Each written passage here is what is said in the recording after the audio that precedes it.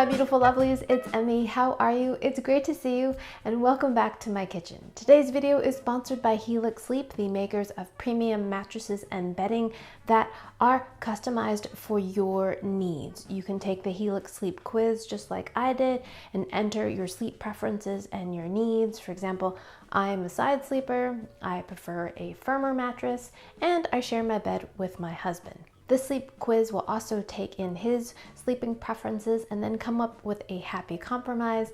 We were matched with the Thicc Sleep Dusk Luxe, and we've had it for about a year now, and we are getting super great sleep and our backs feel supported.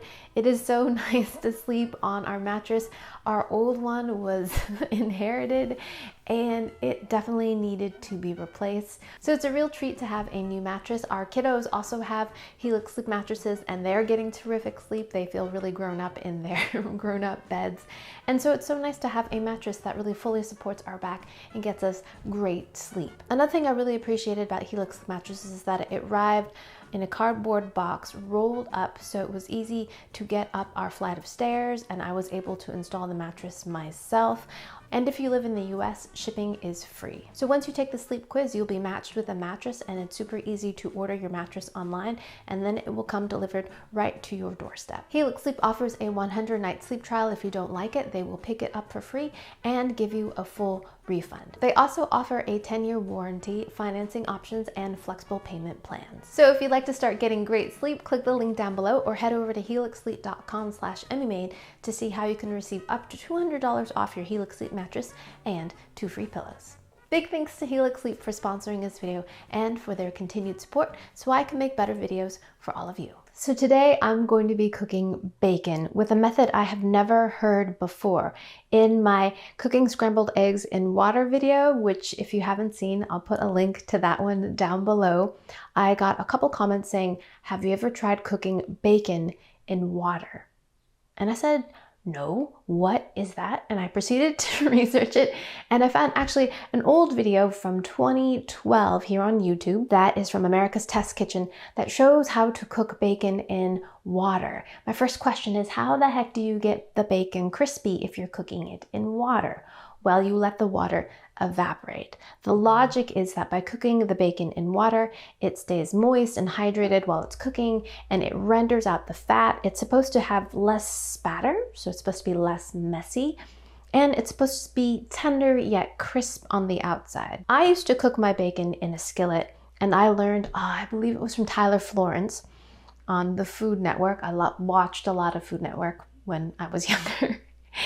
And that's where I first learned putting bacon in a cold pan and cooking it on medium-low heat. And that way the bacon wouldn't curl, it kind of just sticks to the pan. And then you still have to flip it and tend to it to make sure it doesn't burn, but on medium-low, medium heat.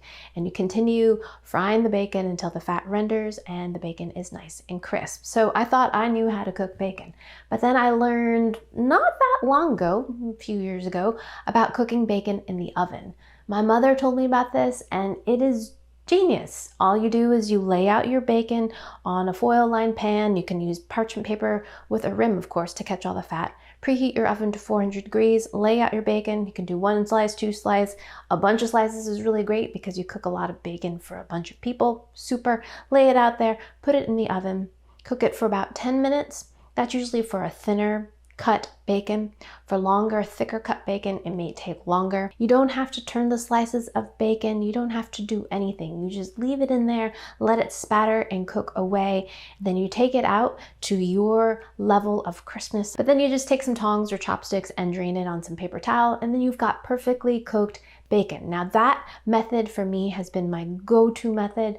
I really can't find any fault to it, except if you want to cook maybe 1 or 2 slices, heating up your whole kitchen and your oven, I think that would be definitely a drawback. But usually when I'm making bacon, I'm making breakfast or something for my entire family, so I need a few pieces anyway. I've already cooked some bacon in the oven, which is my preferred method, and we're going to cook some bacon in water, and we're going to do a little side-by-side taste test. Alrighty, lovelies, enough jibber jabber. Let's go ahead and get started. So I've got my burner here, and I've got a stainless steel pan. You could use a nonstick pan, but you want something nice and wide and flat. So no heat yet, just a cold pan. I've got some bacon here. This is New England Applewood smoked country bacon. This particular bacon is a little bit thicker cut. See that? So it's going to take a little bit longer to crisp up. Are you a thick bacon person or thin? I would say I'm actually more of a thin bacon person, but this looked really beautiful, so I bought it. I really like the crispness that happens with really thin bacon. And as far as texture goes, I am definitely more on the crisper side of bacon.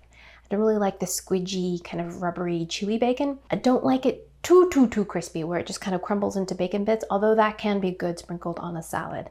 So yeah, that's my bacon style. What's yours? Now we're gonna add water to the bacon to cover it. So for my pan, I would say that was about a quarter cup, third of a cup of water.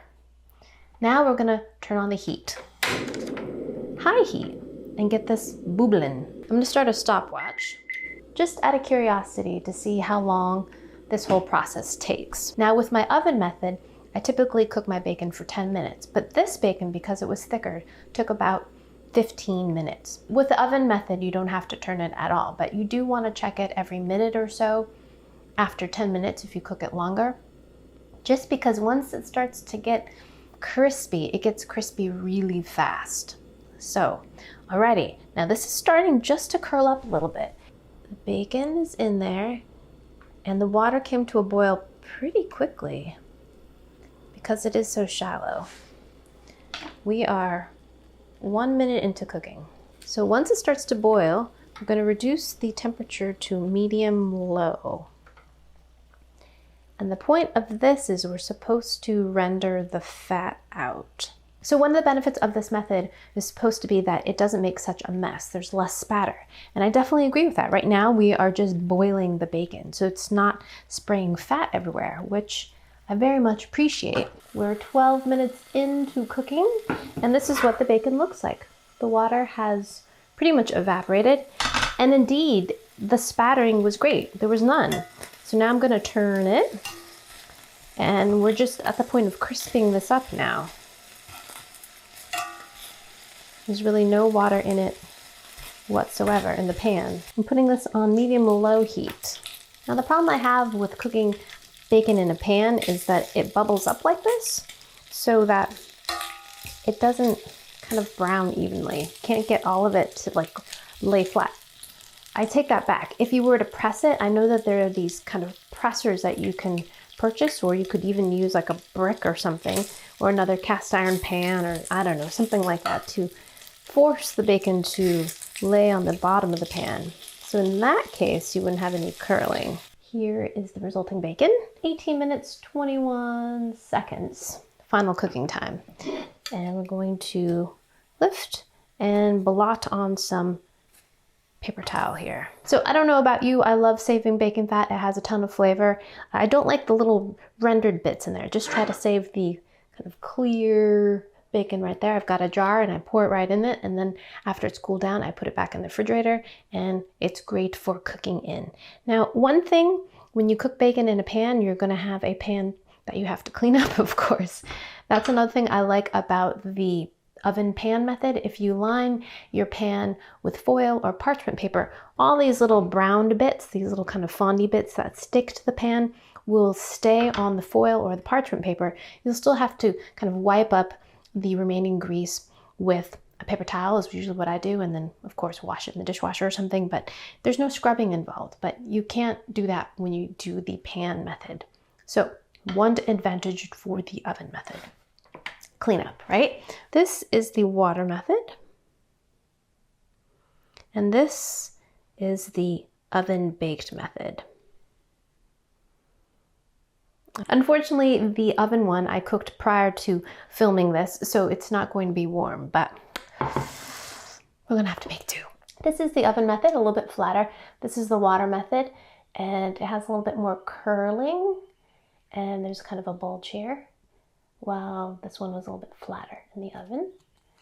In terms of doneness, they look pretty even, and let's go ahead and taste the water method first. So here is the snap. Pretty crispy. Alrighty, let's give it a taste. Itadakimasu.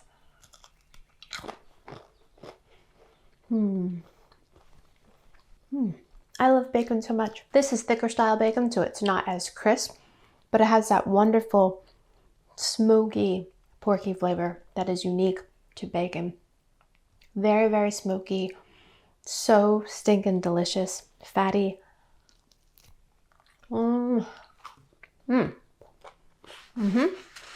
The end portion of the bacon that was a little bit wider bulged up in the water cooking method.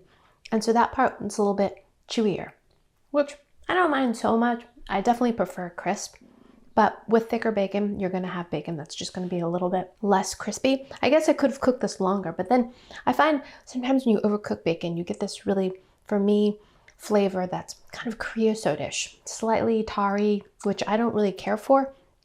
So I'd rather err on the side of undercooking it just slightly, giving up that super, super crispness for a flavor that's a little bit more smoky and not as charred. Now here is an oven slice, and this one seems a little bit chewier. I could have cooked it a little bit longer. Again, thicker style bacon. All right, let's give this one a taste.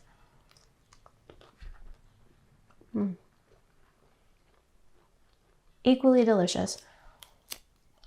It seems so sinful to be eating bacon just straight up, like without potatoes or without tomato. So good. To me, the water cooked one tastes slightly less saltier than the oven method. Perhaps that boiling method kind of cooked out some of the salt in that.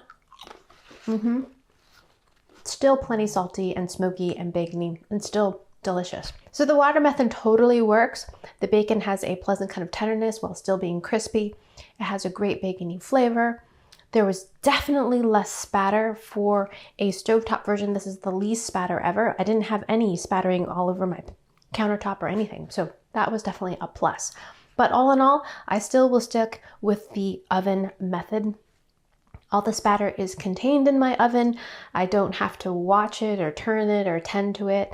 I just leave it in there. And once you figure out your own oven and how you like your bacon cooked and what bacon brand you use, once you lock in or dial down that cooking time, it's really just my favorite method, just simply for that, because then I can be cooking potatoes or pancakes or other things while my bacon is just doing its thing in the oven. Alright, my lovelies, there you have it. That's how you cook bacon and water method. Totally works, but I think I will still continue to use the oven method.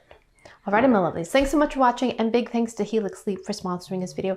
If you'd like to get yourself a new mattress, click the link down below or head over to helixsleep.com/emmymade to receive up to $200 off your Helix Sleep mattress along with 2 free pillows.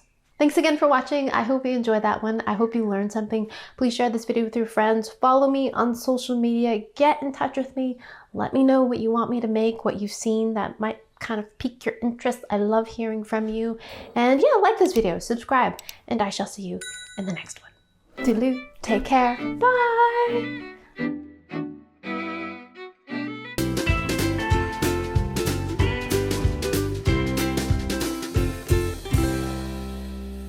Is there a bacon cooking song? Cooking my bacon, bacon song. Cooking my bacon in a pan of water. Cooking my bacon in water, in water. That's my bacon water song. Okay, bye.